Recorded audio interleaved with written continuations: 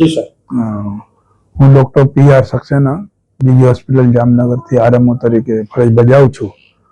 આપના હાલમાં ઋતુ બદલાવના લીધે તેમાં ઠંડી થોડી વધતા સરેરાશ માસિક ઓપીડી જે 2 થી 3 હજારની રહેતી હતી આશરે 3500-3600 જેવી થઈ ગઈ છે। સરેરાશ 200 થી 300 નો વધારો જોવા મળેલ છે। તેમજ બાળકોની ઓપીડીમાં પણ સંખ્યા વધી છે અને દાખલ કેસોની સંખ્યા પણ વધી છે। જે થોડો ઋતુના બદલાવના લીધે શરદી તાવના કેસો વાયરલ ફીવર જે છે એ વધારે જોવા મળી રહ્યા છે। જે રૂટીન બદલાવ મોસમના બદલાવના લીધે થાય છે અને છેલ્લા આખા 2-3 મહિનાથી સારું હતું। પાછા ડિસેમ્બર મહિનામાં દર્દીઓની ઓપીડીની સંખ્યા તેમજ દાખલ સંખ્યા अस्पतालમાં વધી છે।